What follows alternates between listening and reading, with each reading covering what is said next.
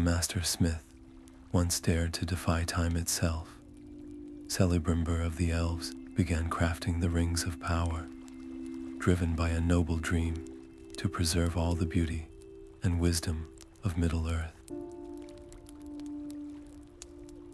Yet this act of creation immediately pitted his vision against a growing shadow in the east, risking the awakening of ancient evils. By the end of our journey, you will know the full, hidden history of these rings, from their hopeful creation to their world-altering consequences, a story of preservation clashing with domination. What was the fatal flaw woven into the very first ring? And why did the greatest elven smiths not realize they were being deceived from the very start? Where are you listening from right now? And what is the local time where you are? Have you ever wondered if a single act of creation can truly change the fate of the world? In the hidden forges of Eregion, Celebrimbor worked in absolute secrecy. He poured the entirety of his skill into 3 final rings, created without the guidance of his fair-faced but false advisor. These were the rings of fire, water, and air, the mightiest of his works, and the only ones untouched by the Dark Lord's direct influence.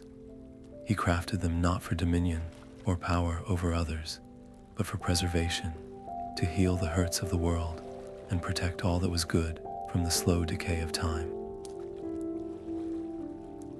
Their power was one of nurturing, of making things grow and endure. Yet as he held the completed rings, a cold dread tempered his pride. He had succeeded, but in that very success, he understood the depth of his failure.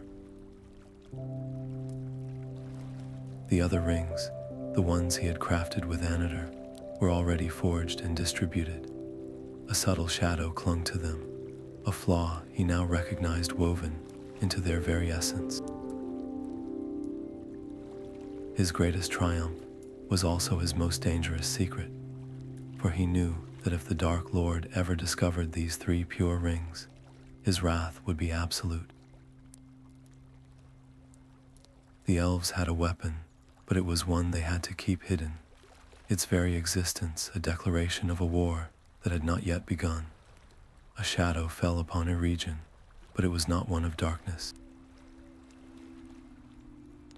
It arrived cloaked in light. Annatar, the Lord of Gifts, appeared among the elven smiths as a fair-faced emissary from the Valor themselves, bearing knowledge of crafts long forgotten.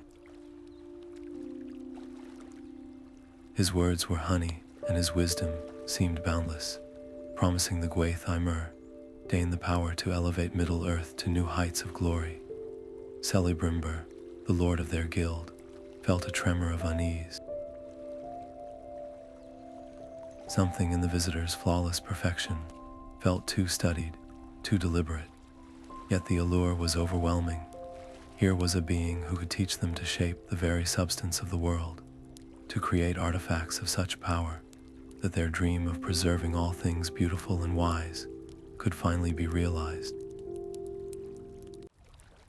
His initial wariness was eroded by a flood of grand possibilities. The forges of the elves, once guarded, were thrown open to this new mentor. They did not realize they were welcoming a wolf in sheep's clothing, a deceiver who studied their deepest desires only to twist them into weapons. Every ring of power they began to craft under his guidance was a step toward their own undoing. How could such wise and skilled hands be so thoroughly blinded by their own noble ambitions? The stage was now set, not for a golden age, but for a betrayal that would echo for ages.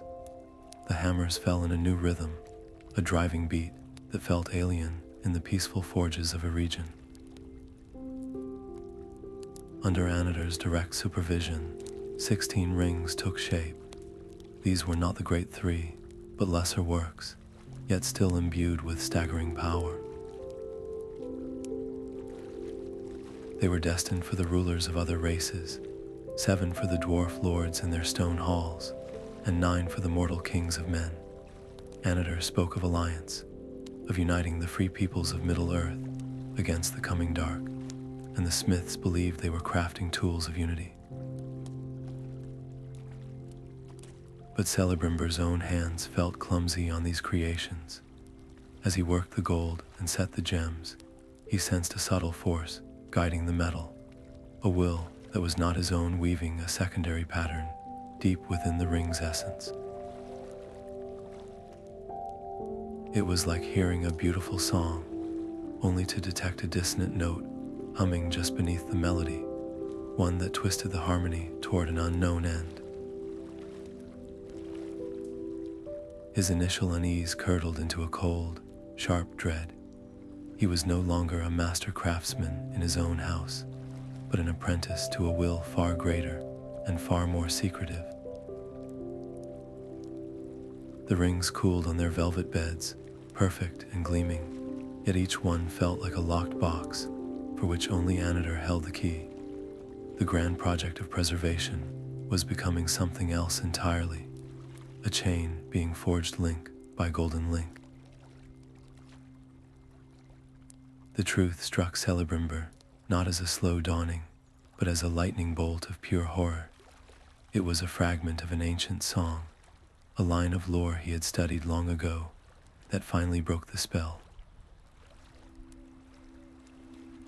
The name he had forgotten surfaced in his mind, a name spoken only in whispers, Sauron, and in that instant, the fair mask of Annatar shattered. He saw not a benevolent emissary, but the great lieutenant of Morgoth, the enemy of all. The knowledge was a physical blow, a cold fire in his veins. His mind raced to the rings, all those beautiful, terrible rings forged under that deceiver's guidance. They were not tools of preservation, they were snares. Every gem he had set, every rune he had carved, had been part of a design to enslave the free peoples of Middle-earth. The grand alliance he thought he was building was nothing but a chain, and he had been the one to forge every link. His greatest work had become his greatest crime. A desperate, immediate need consumed him. The three, the rings of fire, water, and air, were the only ones made in secret, the only ones free of Sauron's direct touch. They were the last hope. He gathered them, their pure light now feeling like a fragile, stolen secret. He would hide them, scatter them to the winds if he had to, for he knew with a chilling certainty that the Dark Lord would soon come for them. The forges of Eregion fell silent, not in peace, but in the terrible quiet of a storm about to break. His greatest creations became his greatest secret.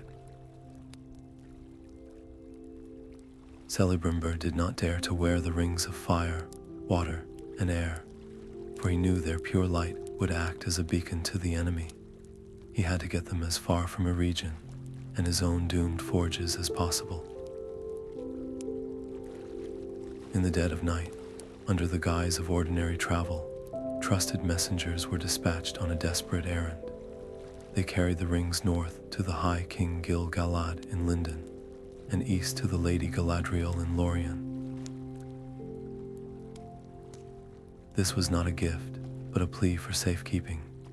In sending them away, Celebrimbor was not just preserving his works, he was fracturing their power, ensuring that even if one fell, the others might endure.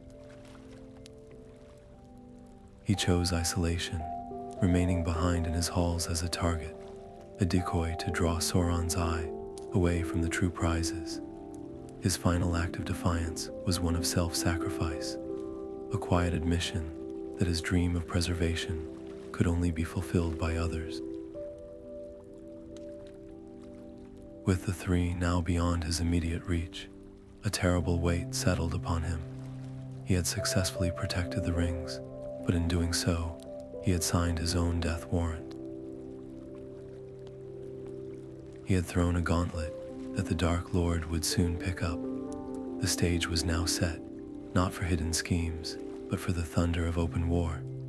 The storm finally broke with the roar of iron on stone. Sauron's wrath was absolute, a tide of orcs and foul beasts that swept out of the east to crush the land of Eregion. This was not a war of conquest, but a punishment, a direct and brutal response to Celebrimbor's defiance. The very forges that had once rung with the hopeful sounds of creation now echoed with the desperate clamor of battle. Celebrimbor, a smith and a dreamer, was forced to become a general, leading his people in a fight they were never meant to win. Every clash of swords, every elf that fell, was a grim reminder that this conflict was born from his own workshop, a direct consequence of the rings he had forged. He had sought to preserve a world of beauty, and in doing so, he had brought upon it the very destruction he feared. The elves fought with the fierce desperation of those who know they are the last line of defense, not just for their homes, but for the future itself. Their gleaming cities became fortresses under siege, their elegant walls scarred by crude siege engines. How do you defend a dream against a force that exists only to shatter it? The fires of war, lit by Sauron's rage, now consumed the very land they were meant to save. The stone of Ost-in-Edhil ran red with blood and black with smoke. Sauron's legions did not merely attack the city, they sought to unmake it, pounding its graceful towers with dark sorcery and relentless force. Celebrimbor, his smith's hands now gripping a sword, stood upon the battlements he had helped design, watching his dream of preservation be systematically torn apart. Every shattered archway, every fallen elf, was a personal indictment. This destruction was the direct, terrible price of the trust he had placed in Annatar. The city's outer defenses crumbled, and the enemy poured into the streets, a flood of iron and hatred aimed directly at the heart of elven craft, the House of the Mordane.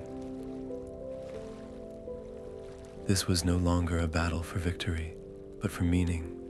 Knowing escape was impossible and surrender unthinkable, Celebrimbor fell back to his guild hall, his final sanctuary.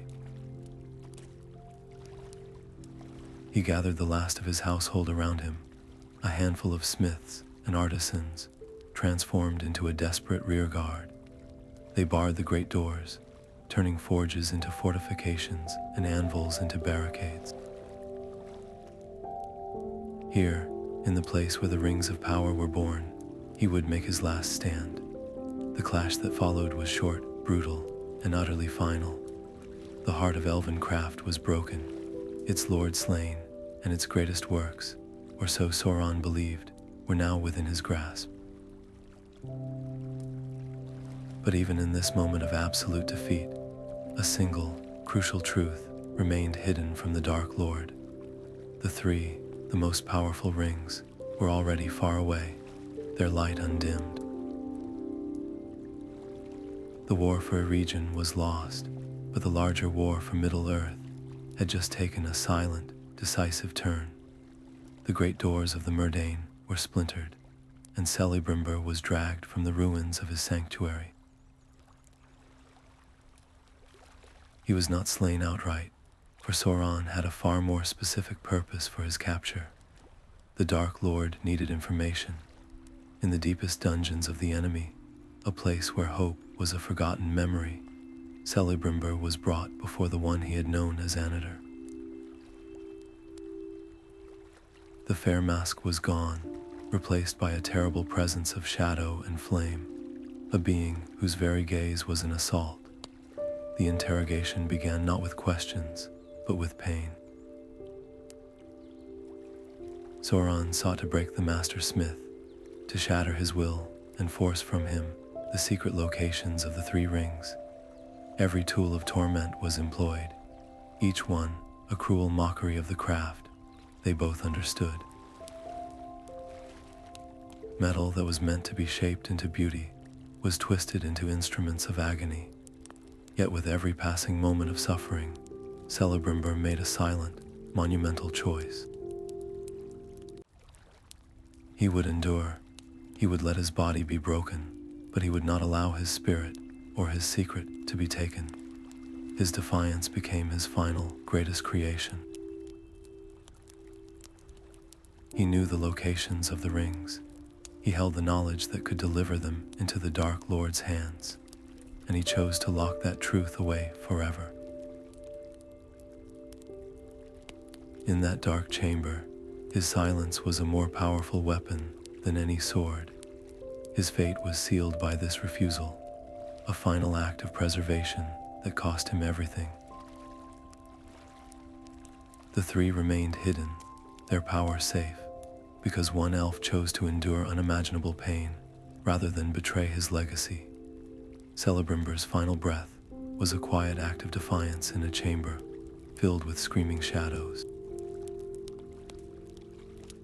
His broken body told Sauron everything and nothing at all. The Dark Lord had extracted no secret, no location, no victory of will. In a final, contemptuous act, Sauron did not merely discard the corpse. He had the body of the Elven-smith mounted upon a pole and paraded before the shattered remnants of the Elven army like a gruesome standard.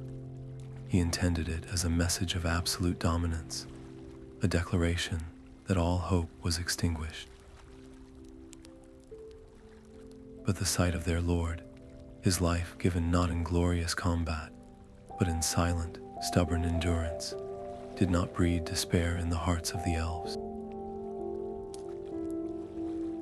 It forged a cold, unyielding resolve. Celebrimbor was no longer just a fallen leader. He became a symbol. His death was a somber lesson, a brutal illustration of the cost when noble ambition is twisted by a cunning foe. For the elves, it was a hardening, a turning point. The grief was immense, but it was eclipsed by a steely understanding. There could be no negotiation with the shadow, no compromise. This was a war of annihilation. His sacrifice echoed far beyond the elven realms, a grim story carried by refugees to the dwarves in their mountains and the scattered kingdoms of men. It taught them all the same essential truth. Trust was a luxury they could no longer afford, and the price of freedom was everything. In that terrible failure, a deeper, more resilient strength was born for all free peoples. The banner of his body was meant to signal the end, but instead, it marked a true beginning. With Celebrimbor's broken body displayed as a grim trophy, Sauron turned his attention to the true spoils of war. His forces scoured the ruins of the House of the Myrdain, tearing apart vaults and forges until they recovered what he had come for. 16 rings of power, the very ones forged under his secret guidance, were now firmly in his possession. This was not merely plunder, it was the successful completion of the first, crucial phase of his grand design. The war for Eregion was over, but a far more insidious conflict was now beginning. The physical conquest of land was one thing, but Sauron sought a deeper, more permanent victory, the conquest of will itself. He held in his hand 16 master keys, each one crafted to open the heart of a ruler to his influence. His plan was chillingly simple and brilliantly cruel. He would gift these rings to those most susceptible to their power, to the Dwarf-lords in their deep mountains and the mortal kings in their proud cities. He presented them not as weapons of war, but as tools of enhancement, objects that could grant wealth, long life, and dominion over others. It was a poisoned chalice offered as a toast to power. The war had now shifted from a clash of armies on a battlefield to a silent, psychological assault on the very leaders of the free peoples. How do you fight an enemy who does not march against your walls, but slithers into your council chambers wearing a crown of gold? This was no longer a war for territory, but a war for the soul of Middle-earth, and Sauron had just armed himself with its most deceptive weapons. The dark gifts were delivered not with threats, but with poisoned promises. Sauron, either through his own fair, seeming emissaries, or by force of arms, presented the 7 rings to the greatest of the Dwarf-lords. He anticipated the same outcome he planned for men, a slow erosion of their free will, turning these proud and independent rulers into his puppet kings. He envisioned the deep halls of the dwarves, with their vast forges and unimaginable hoards of gold and mithril, all falling under his direct command. But the dwarves, carved from the very stone of the earth, proved to be far more resilient than he had calculated. Their minds, stubborn and unyielding, could not be bent to the will of another.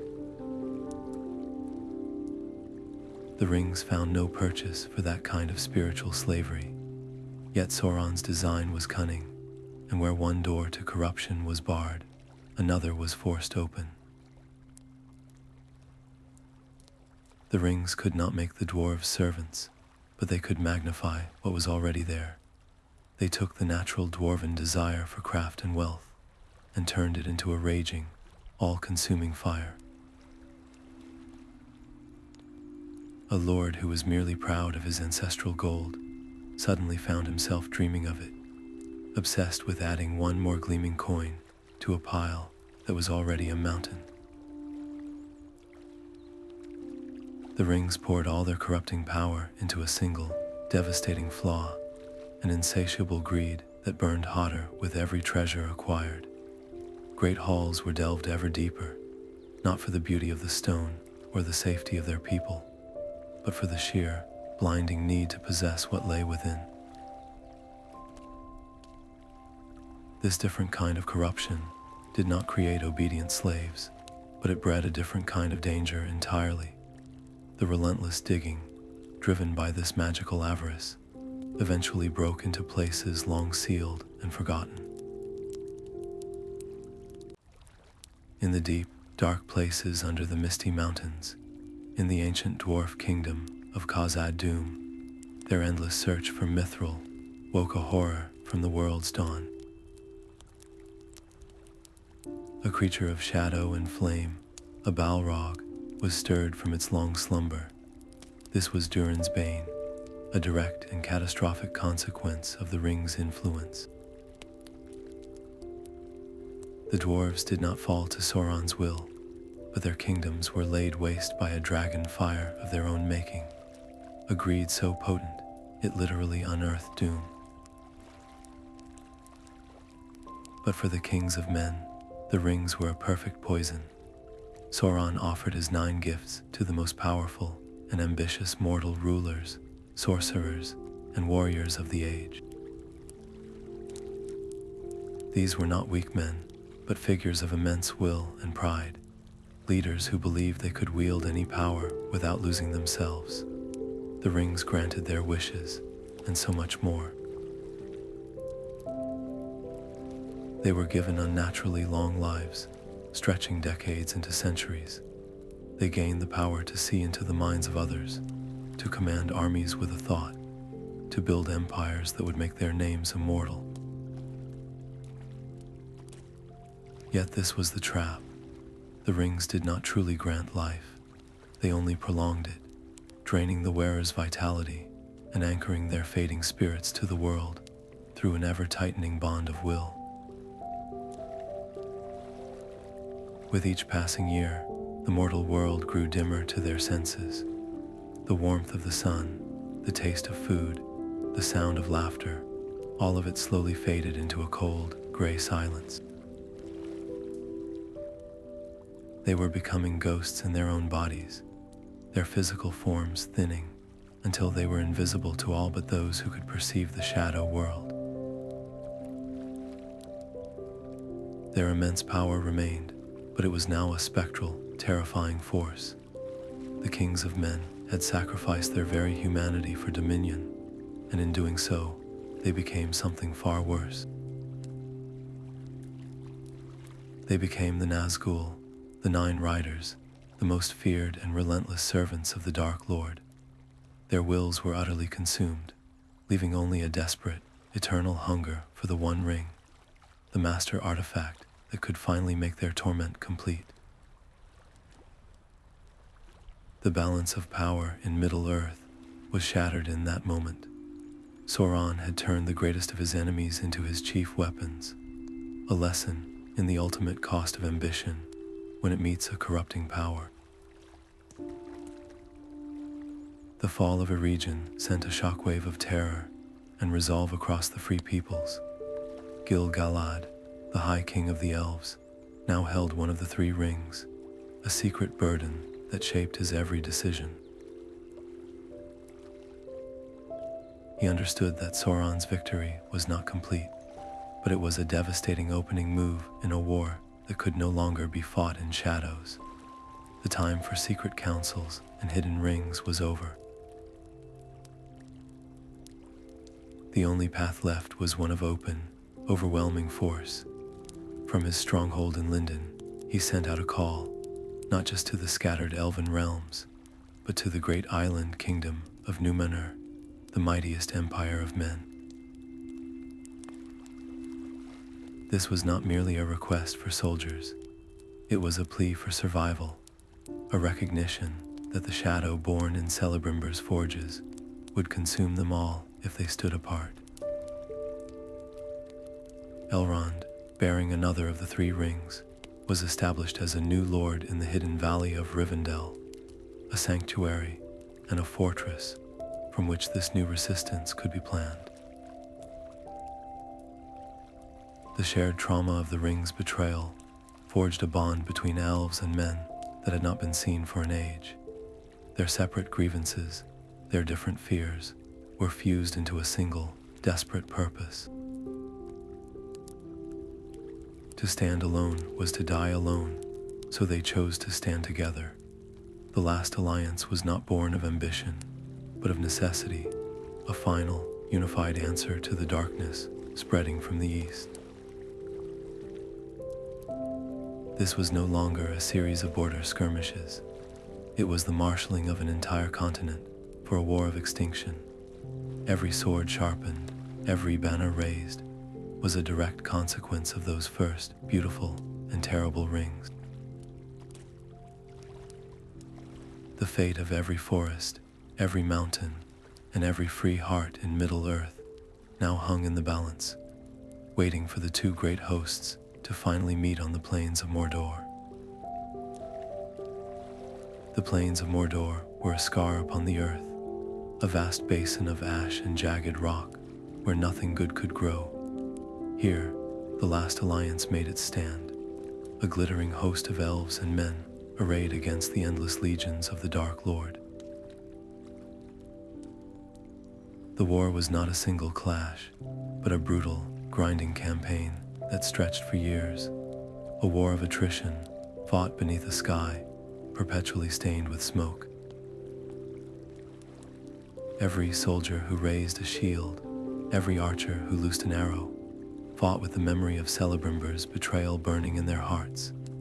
This was not a war for treasure or land, but for the very soul of Middle-earth, a direct reckoning for the rings forged in secret and the shadows they had unleashed. The alliance pressed forward, their advance measured in blood and fallen comrades, pushing Sauron's forces back, mile by grueling mile, toward the dark fortress of Barad-Dur itself. They knew the cost of failure, for they had already seen the twisted results of Sauron's power in the enslaved Nazgûl and the ruined halls of the dwarves. This was their one chance to cut the root of the evil, to ensure that no more rings would ever be used to corrupt and destroy. The shadow had to be cast down, no matter the price. On the slopes of Mount Doom, at the very edge of the fire that had forged it, the war reached its climax. Elendil lay dead, Gil-galad had fallen, and Sauron himself stood triumphant, a towering shadow of malice. But in that moment of utter despair, Isildur, the son of the fallen king, seized his father's broken sword. He did not strike at the Dark Lord's form, for that was a thing of shifting shadow and terror. His blow was a desperate, upward slash that severed the finger upon which the One Ring rested. A shockwave of pure force erupted outwards, a silent scream of rage and loss that was felt by every living thing in Mordor. Sauron's physical form, bereft of the power that sustained it, unraveled into a scattering mist, his spirit fleeing into the shadows. The Dark Lord was defeated. The armies of the last alliance had won, but as the echoes of that terrible cry faded, a new and more subtle danger was born. Isildur stood over the simple, golden band that had clattered onto the black rock. This was not just a trophy of war, it was the very heart of the enemy, cool to the touch and deceptively light. The elves urged him, their voices raw with grief and a terrible foresight, to cast it into the cracks of doom, to end the threat forever. But Isildur looked upon the ring, and he saw not a weapon of evil, but a were-guild, a payment for the blood of his father and his brother. He claimed it as his own. In that single, fateful decision, the victory was forever tainted. The chief evil was overcome, but its heart remained, passing now into the hands of a king of men, ensuring that the shadow would one day find a way to return. The ring felt cool and impossibly heavy in Isildur's palm, a small circle of gold that seemed to absorb the very light around it. The arguments of Elrond and Círdan echoed in the smoky air, their voices sharp with an urgency born of ancient wisdom. They pleaded with him to end it, to take but 3 steps and let the thing fall into the fire from which it was made. But their words could not penetrate the grief clouding his heart. All he could see was his father, Elendil, lying broken on the mountainside, and the glittering band became a payment, a rightful compensation for that unimaginable loss. It was no longer the heart of the enemy, but an heirloom of his house, a symbol of sacrifice. This was not an act of greed, not at first. It was a son's desperate attempt to find meaning in a senseless tragedy, to claim something beautiful from the carnage. Yet in that very human moment of sorrow and justification, the ring's will, subtle and patient, found its opening. It did not need to command him, only to agree with him, to whisper that yes, he was right, he was owed this. And so he turned away from the fire, the one place in all the world where its power could be undone, and slipped the ring onto a chain. He walked down the mountain, believing he had won a great prize, completely unaware that he carried his own doom, and the doom of his entire line, tucked safely against his chest. The victory was hollow. Sauron was defeated, but his greatest weapon had just been willingly carried back into the world by its newest and most tragic master. For 2 years, the ring remained a secret weight against Isildur's heart. He carried it north from the ruin of Mordor, traveling with his 3 eldest sons and a small, trusted guard, intending to take up the high kingship of Arnor. The war was over, the land was at peace, and the One Ring seemed to him nothing more than a private heirloom. But the ring has a will of its own, and it does not sleep. It began to work upon him, not with grand visions of power, but with a slow, creeping dissatisfaction. He grew weary of the journey, impatient with his men, his thoughts turning inward. The ring, sensing its master Sauron's lingering presence in the world, sought to abandon its current bearer and find a new path back to its true lord. It chose its moment with perfect, malicious timing. As Isildur's company marched near the Gladden fields, a large force of orcs, drawn by a lingering scent of power they could not name, launched a sudden, vicious ambush from the misty reeds. The fight was a chaotic slaughter in the fading light. Isildur's guards were cut down around him, his sons falling one by one in a desperate attempt to protect their king. In that maelstrom of death, the ring made its move. As Isildur plunged into the cold, swift current of the Anduin River, hoping to escape, the band of gold simply loosened itself from his finger. It did not fall by accident. It abandoned him. In that single, treacherous slip, his protection was gone. Bereft of its power, he became instantly visible to the orc archers on the bank. A hail of black-feathered arrows found their mark, and the last High King of a united Gondor, and Arnor, sank beneath the dark water, slain by the very thing he had claimed as a prize.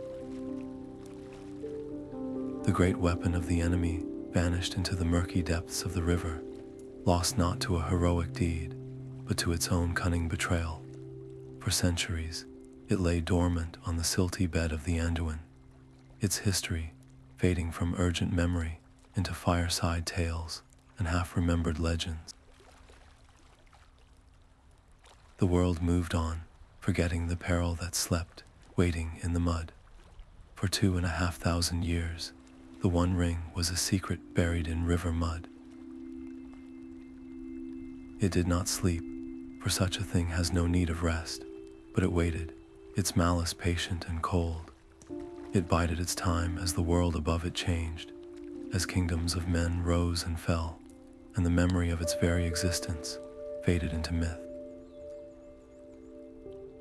All the while, a different kind of power was at work in the hidden corners of Middle-earth. Far from the Anduin's murky bed, the 3 Elven Rings, unsullied by Sauron's touch, were put to their intended purpose. In Rivendell, Elrond used Vilya, the Ring of Air, to make his valley a sanctuary of timeless peace, a fortress of memory and lore where the hurts of the world could find respite.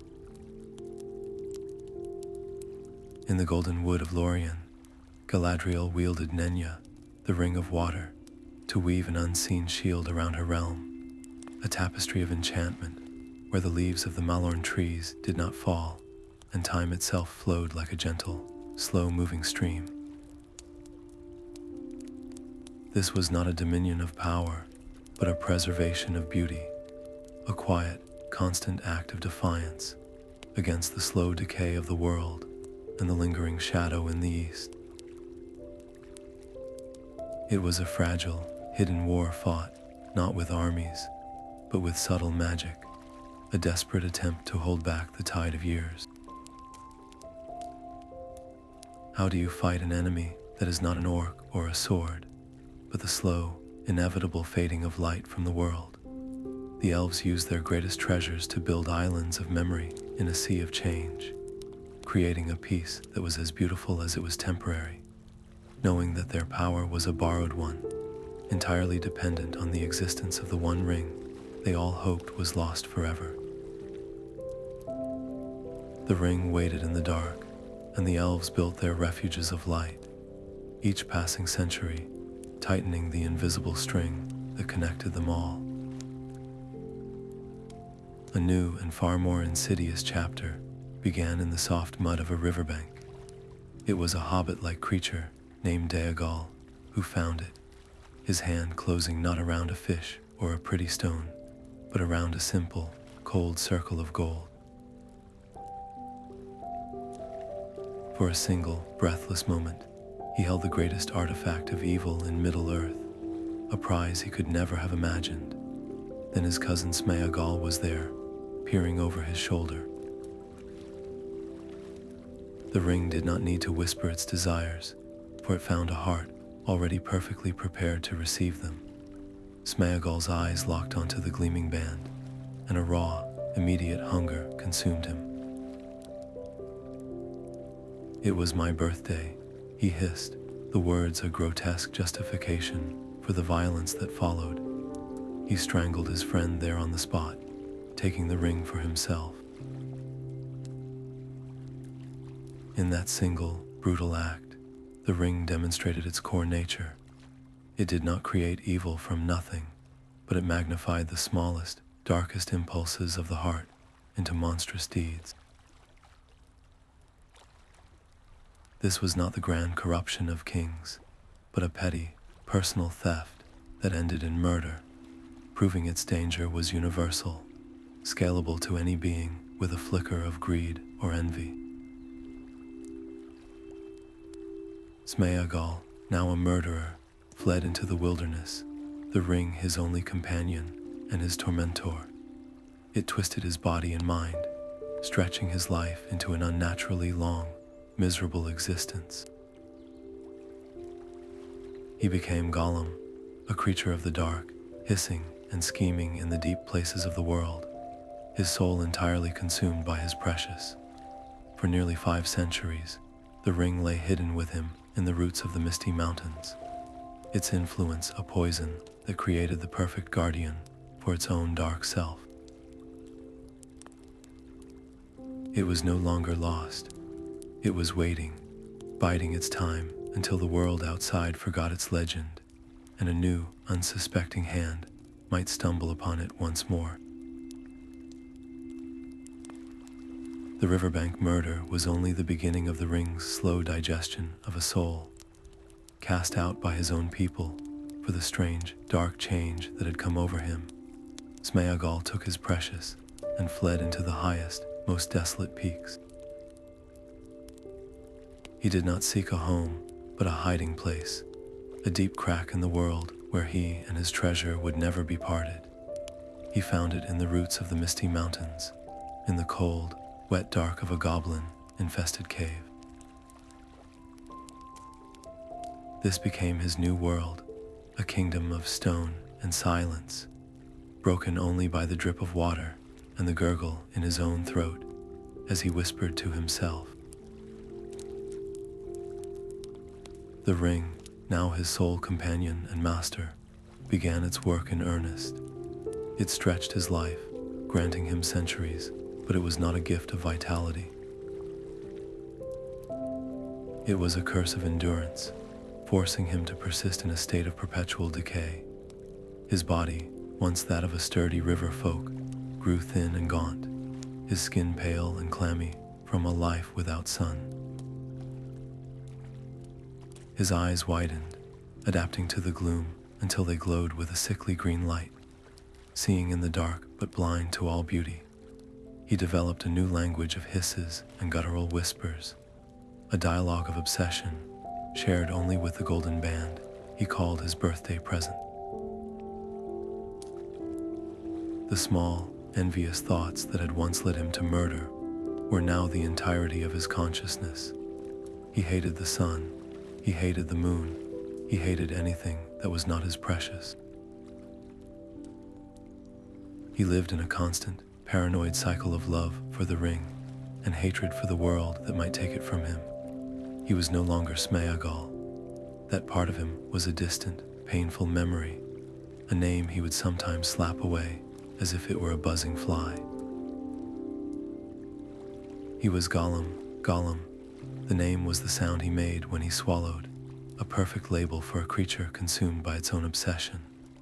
For nearly 500 years, he was the ring's perfect, unwitting guardian, a lonely warden in a lightless prison, watching over the sleeping evil that had, in every way that mattered, already consumed him entirely.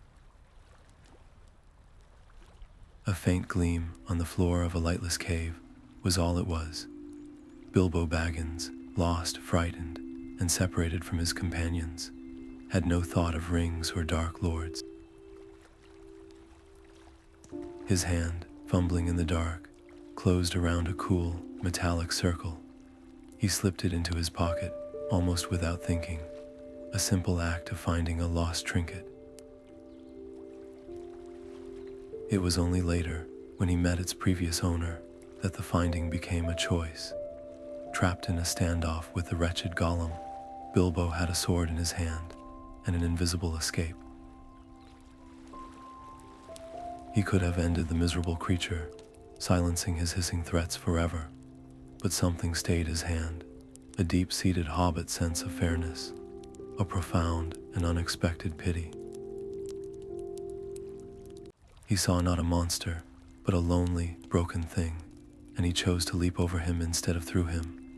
This single act of mercy, this decision born from character rather than greed or fear, set the ring on a path its maker could never have anticipated. It left the darkness of the mountains in the pocket of a simple hobbit, a bearer who did not seek it, who did not murder for it, and who would, for many years, use its power for nothing more sinister than avoiding unwanted party guests. The greatest weapon of evil was now in the hands of the one creature in all of Middle-earth, perhaps least equipped to understand its true nature, and most equipped, ultimately, to resist it. The Shire was a world of soft green hills and predictable comforts, the last place in Middle-earth one would expect to find a weapon of ancient evil, and for many years, it seemed to be exactly that.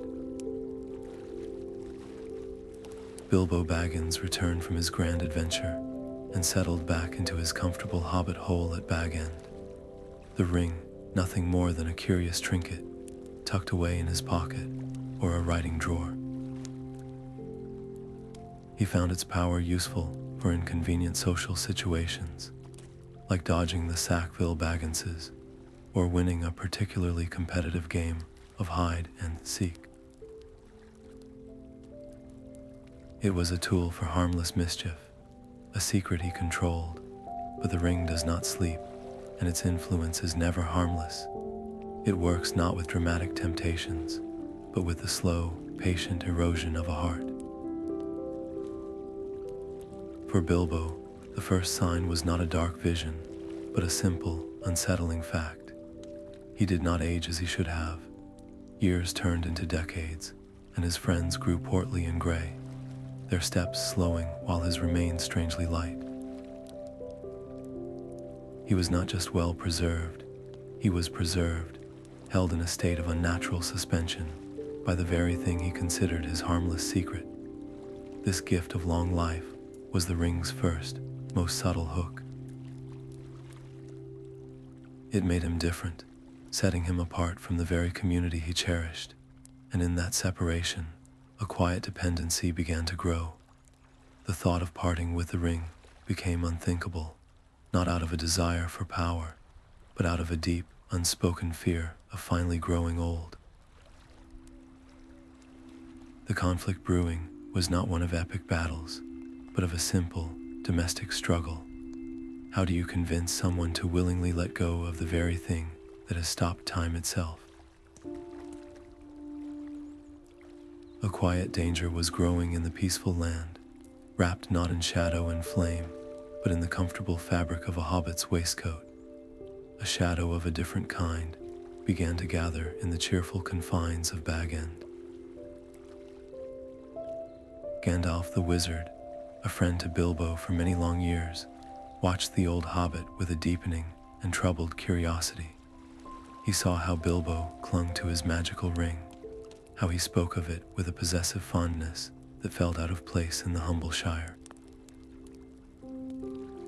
It was not the power of invisibility that disturbed Gandalf, for such minor magics were common enough in the world. It was the ring's effect on Bilbo himself, the way it seemed to preserve him from the natural flow of time, holding him in a state of prolonged youth that felt less like a blessing and more like a theft. The hobbit was not growing older, he was simply growing tired, and that was a subtle but crucial difference. A cold dread, a memory of ancient lore, began to stir in the wizard's mind. He recalled the lost tales of Celebrimbor and the Rings of Power, artifacts designed for preservation that had become tools of domination. Could this simple golden band be a fragment of that forgotten, terrible history? The question was too horrifying to ignore. With a heavy heart, Gandalf set aside his fireworks and his pipe weed and embarked on a new, silent quest. His travels took him to the great libraries of the Elves and the dusty archives of men, seeking any scroll, any fragment of a song that might speak of a single, ruling ring. He was gathering pieces of a puzzle that was thousands of years old, each new clue confirming his worst fears. This was no longer about one hobbit's odd behavior. It was about a shadow returning to Middle-earth and a small, golden key that could unlock the door for its return. The fate of the world now hinged on the patience of a wizard and the secret hidden in a hobbit's pocket. The dusty archives of Minas Tirith held secrets older than the city's white stone. Gandalf's search was a race against a shadow he could feel gathering in the east, a frantic sorting of crumbling parchment and faded ink in a forgotten chamber. Then he found it, a single, brittle scroll written in Isildur's own hand. It was not a triumphant account of victory, but a personal testimony, a confession of sorts. Isildur described the ring not as a prize, but as a burden, cool to the touch yet heavy with a will of its own. He wrote of the fiery script that appeared only when the gold was heated, a verse of power in the black speech of Mordor. Ashnaz Durbechaluk, Ashnaz Gimbatul, one ring to rule them all, one ring to find them. The words seemed to burn themselves into Gandalf's mind. Here was the final, undeniable proof. The simple band Bilbo had used for party tricks was the One Ring, the very heart of Sauron's power. The revelation was a physical blow, a cold dread that settled deep in his bones. This was no longer a scholarly mystery. It was a countdown to catastrophe. Sauron was not a memory. He was a present and gathering threat, and his one desire, the key to his return, was currently sitting in a hobbit's cozy home, a hidden bomb waiting for its master's call. The entire hidden history, from Celebrimbor's first dread to Isildur's fatal choice, had led to this terrifying moment. The war for Middle-earth was about to begin again, and it would start not on a battlefield, but in the Shire. The cozy hearth of Bag End was a world away from the hushed, sun-dappled halls of Rivendell. Here, in Elrond's refuge, the weight of the ring was no longer a private burden for Frodo, but a public crisis. Representatives from across Middle-earth had come, summoned by a shared sense of gathering doom. Elves from the woodland realms, dwarves from the lonely mountain, and men from Gondor sat together, their ancient rivalries momentarily silenced by a greater fear. Each had a tale to tell, a fragment of the puzzle. The ranger known as Strider spoke of the Black Riders hunting the Shire, while Boromir of Gondor recounted a haunting dream that spoke of a sword broken and Isildur's bane. As each voice added its piece, the full, terrifying history of the ring was laid bare, from its forging in Celebrimbor's secret fire to its betrayal of Isildur in the river. This was not a council of war, but a council of reckoning. They were not planning a battle, they were confronting a legacy. The debate that followed was not about victory, but about survival. The proud and powerful argued for using the ring as a weapon, for turning Sauron's own power against him. But the wiser voices, like Elrond and Gandalf, knew the truth. The ring could not be used, only corrupted by any who tried. It was a poison that would turn any army, no matter how noble, into a new wave of darkness. The council fell into a grim, hopeless silence. There was no path forward that did not seem to lead to ruin. And then, into that silence, a small, quiet voice spoke. Frodo Baggins, who had felt the ring's growing weight more than any other, stepped forward. "I will take it," he said. The words were simple, but their meaning was immense. He was not a warrior or a king. He was a hobbit, accepting a burden that had broken the mightiest of men. His decision was a quiet earthquake, shifting the entire course of the conflict. It was an admission that this evil could not be defeated by strength of arms, but only by an act of selfless sacrifice. From that moment, the quest was no longer about power. It was about endurance, and so the Fellowship was formed, a company of 9 walkers set against the 9 riders of shadow. It was a fragile alliance, a mirror of the last alliance, but built on a different foundation, not for glory, but for the simple, desperate hope that a small act of courage could undo the greatest evil of the age. The Fellowship's journey began under a sky heavy with the threat of snow. 9 figures set out from the hidden valley, a small, determined knot of hope against the vast shadows of the misty mountains. Their path was one of physical endurance, a grueling climb through treacherous passes and biting winds, but the true danger walked with them, a silent passenger in a small leather pouch around Frodo's neck. The ring did not sleep. It was a constant, low hum of temptation, a whisper on the edge of thought that sought out the deepest desires of every heart in the company. It studied them, learning their weaknesses, probing for any crack in their resolve. For Boromir, the proud warrior of Gondor, the lure was a constant torment. He saw the endless, grinding war against the shadow that was draining the life from his city and his people. To him, the ring was not an object of evil, but a weapon, the one tool that could turn the tide and save his home. Why carry this thing all the way to the enemy's gate, he wondered, when it could be wielded by a strong hand here and now? The ring fed this thought, nurturing his noble intentions into a desperate, burning obsession. It was the same ancient deceit that had ensnared the kings of old, the promise of power to achieve a just end, a poison that felt like salvation. The long, cold miles wore on the Fellowship's unity, and the ring's subtle pressure slowly pried them apart, proving that the greatest threat was not the orcs in the mountains, but the shadow growing within their own ranks. The woods of Amon Hen were meant to be a place of rest, but the air itself felt heavy with a gathering dread. The ring's whisper had finally found its mark, its pressure building until it could no longer be contained. Boromir, his mind clouded by visions of a saved Gondor and a broken people, confronted Frodo. His plea was not born of malice, but of a desperate, twisted love for his city.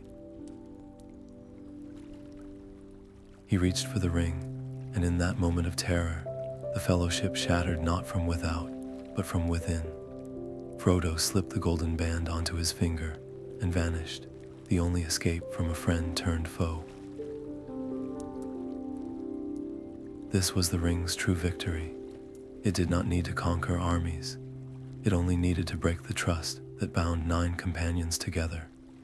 The ensuing orc attack was merely the final blow to a Fellowship already broken by corruption.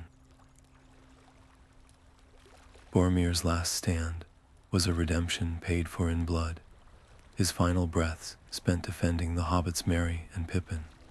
a desperate attempt to atone for his momentary fall. His horn, cloven in two, echoed his own broken spirit, a tragic end for a man who wanted only to save his home. With his death, the company was irrevocably scattered.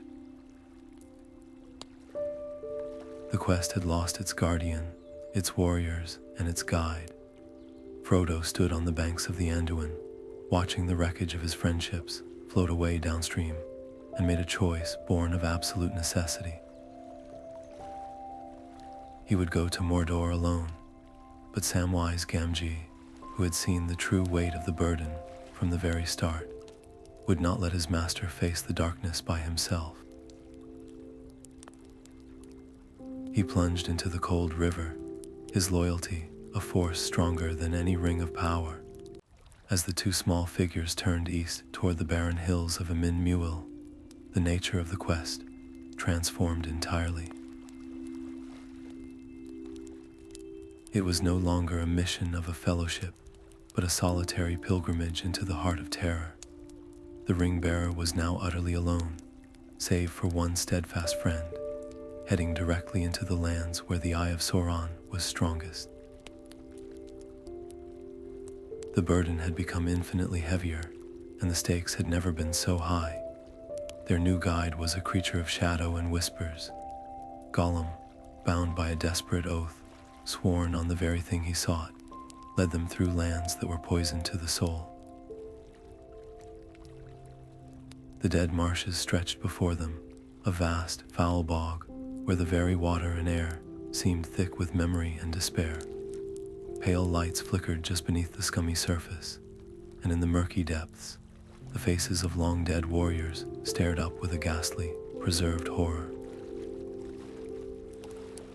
Gollum moved through this graveyard with a sickening familiarity, his thin body weaving a path across patches of treacherous, solid ground. He was their only way through, but every hissing word, every sidelong glance at Frodo, was a reminder that he was a chain stretched to its breaking point. The ring around Frodo's neck was a constant, silent siren call, and Gollum's entire being was consumed by the conflict between his sworn promise to the nice master and the all-consuming shriek of the precious from which he had been torn. He was a guide who knew the way to the one place he could not allow his master to succeed, a walking contradiction whose loyalty was a thin veneer over a bottomless pit of want. This internal war played out in his every gesture and word. One moment, he would be almost pitiable, his large, luminous eyes pleading for a scrap of kindness or a morsel of food, his Smeagol self clinging to the first gentle treatment he had known in centuries. He would speak of the master, his voice a servile whine, and seem genuinely eager to please. But in the next breath, a guttural rasp would take over. His long fingers would twitch, his head would cock as if listening to a voice only he could hear, and he would mutter dark plans to himself, schemes of betrayal and murder. The ring did not just tempt him, it was him. His desire was not a separate part of his mind, it was the foundation of his entire, fractured consciousness. Every step he took toward Mordor was a step closer to the fire, where his torment could end, and also a step that tightened the noose of his own addiction. He was leading them to the Black Gate, not to help them destroy the ring, but because it was the only path that led back to his precious. He was a guide walking a knife's edge, and the two hobbits trusting his lead were balanced precariously on that same blade. The peril he introduced was not just the danger of betrayal, but a deep, psychological corrosion. His presence was a constant lesson in the ring's ultimate effect. Here was a living, breathing testament to what happened when a soul was fully consumed. Frodo, already feeling the ring's weight sapping his hope and strength, had to watch this mirror of a possible future every single day. He saw the paranoia, the split personality, the utter loss of peace. It was a haunting preview of his own fate if he faltered, and for Sam, the distrust was a constant, grinding tension. He saw not a pitiable creature, but a slinking spider, weaving a web around his master. He watched Gollum's every move, his hand often straying to the hilt of his sword, his loyalty to Frodo, putting him in direct opposition to the one being who knew the path. This three-way journey became a fragile, moving trap. Their survival depended on a creature whose greatest desire was their failure, and whose every moment was a battle between a flicker of redemption and a 500-year-old obsession. The landscape outside was deadly enough, but the most treacherous terrain was the broken mind of their guide. The air itself was a furnace, thick with the stench of sulfur and despair. Every step up the jagged slope of Mount Doom was a battle against the mountain's will and the crushing pressure of the eye, a palpable force searching for them, probing every rock and shadow. Frodo could no longer walk under his own power, his body bent double by the ring's terrible weight. It was no longer a physical object in his pocket, but a leaden star dragging his soul into the earth. Sam, his own strength, frayed to its last thread, half carried, half dragged his master upward, his loyalty the only fuel that kept them moving. Gollum, a scuttling shadow just behind them, grew more agitated with every yard they gained, his whispers a frantic counterpoint to the mountain's low rumble. The ring was screaming now, a silent shriek that filled Frodo's mind, drowning out all memory of the Shire, of sunlight, of peace. It offered him visions of himself as a great, powerful king, a ring lord who could command the very earth to heal, twisting his deepest desire for preservation into a final, devastating temptation. He saw not a dark lord, but himself ruling from a rebuilt Eregion, using the ring's power to make the world beautiful and safe forever. It was the same lie that had ensnared Celebrimbor, repackaged for the one soul left who could bear it. This was no longer a climb. It was a crucifixion of the will, the final, brutal unraveling of a spirit that had carried the heart of the enemy for so many agonizing miles.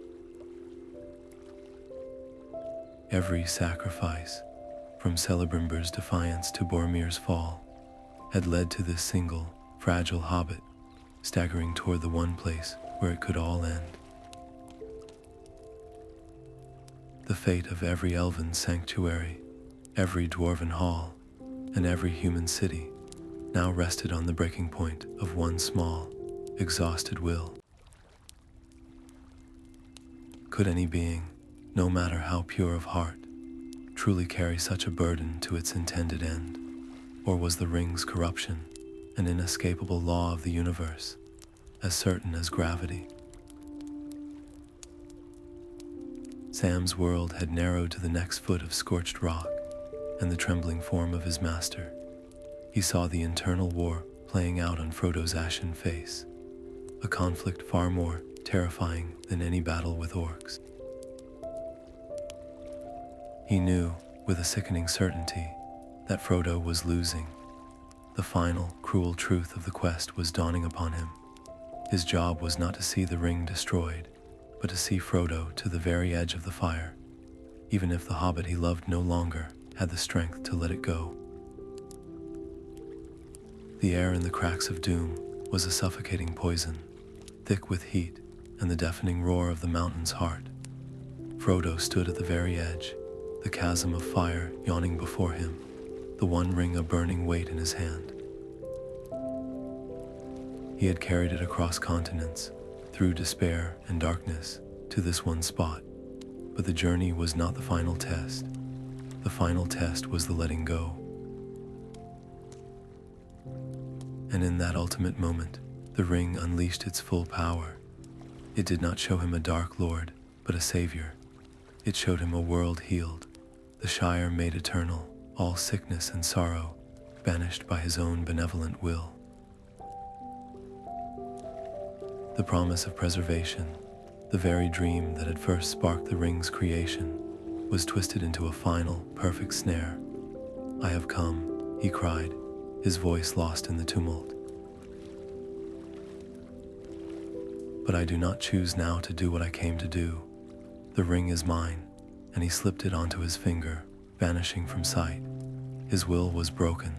The quest had failed. But history has a strange way of writing itself through chaos. Gollum, driven by an obsession stronger than any oath, sprang upon the invisible hobbit. He fought with a ferocity born of 5 centuries of longing, his fingers finding the chain, his teeth sinking not into flesh, but into cold, hard gold. With a terrible shriek of triumph and pain, he bit the ring, and the finger with it, from Frodo's hand. For a single, dizzying moment, he stood there, dancing on the brink, clutching his precious, his face alight with a mad, final joy. Then he tottered, his feet slipping on the glassy rock, and with a last wailing cry, he fell. The fall was not heroic. It was a stumble, a tragic, graceless end for a creature who had long ago lost everything. He plunged into the fire, the ring still clasped in his hand, and in that fire, the only fire in all the world hot enough, the circle was broken. A shockwave of pure, silent force erupted from the mountain, a wave of negation that swept across Middle-earth. In Rivendell, Elrond felt the preserving power of Vilya falter. In Lorien, Galadriel knew the woven enchantments of Nenya had frayed to nothing. The 3 rings, the last legacy of Celebrimbor's pure dream, were now just beautiful, powerless jewels. The towers of Barad-Dur crumbled into dust, and the eye of Sauron, fixed for so long upon the world, winked out into nothingness. His armies dissolved into confusion, their driving will extinguished. The war was over. The long conflict that began with an Elven-smith's noble ambition in a hidden forge was ended, not by a king or an army, but by the chaotic, unintended collision of a broken hobbit and a wretched creature. It was a victory of chance, of pity, and of a loyalty that refused to abandon a friend even at the very end. The greatest power in the world was not overthrown by a greater power. It was unmade by the smallest of hands, proving that the future is not always written by the mighty, but can be changed forever by the seemingly insignificant. The fires of Mount Doom cooled, and with their dying heat, the very fabric of Sauron's power unraveled into nothing. His dark tower crumbled into dust, his armies scattered like leaves in a gale, and the great eye that had watched the world for an age was shut forever. In that same instant, a quieter change swept across the elven realms. In Rivendell, the air itself seemed to grow older, the perpetual golden light of the valley softening into the gentler hues of a common sunset.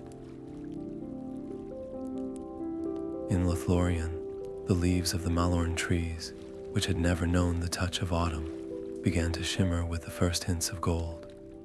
The 3 rings, the last pure works of Celebrimbor, had become mere beautiful jewels, their power to preserve and protect extinguished with the one.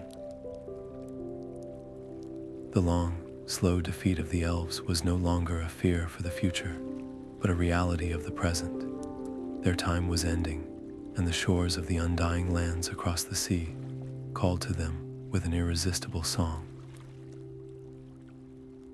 The age of the elves, which had begun in the starlight of a young world, was now giving way to the dominion of men, For Frodo and his companions, the return journey was a long walk out of a nightmare and into a world that seemed almost too ordinary. They were hailed as kings and heroes in the great cities of Gondor, their deeds sung by minstrels in halls of stone. Yet for the ring-bearer, the loudest celebrations felt distant, the cheers muffled by a memory of shadow that clung to his spirit. The physical wound from the Morgul knife on Weathertop ached with a cold pain on each anniversary of that terrible night, a permanent reminder of his journey. But it was the unseen wound, the spiritual scar left by bearing the enemy's will, that would never truly heal. He had saved the Shire, but he could no longer find his place in it. The cozy confines of Bag End felt like a prison, the simple joys of food and fire and company, now dull echoes of a life he had left behind. He had carried a burden that fundamentally changed him, and some prices, it seemed, were paid not in gold or blood, but in the very capacity for peace. Yet from this profound loss, a new world was born. The Shire, scarred by the brief but brutal rule of Saruman, was rebuilt with a vigor that came from a deep love of home.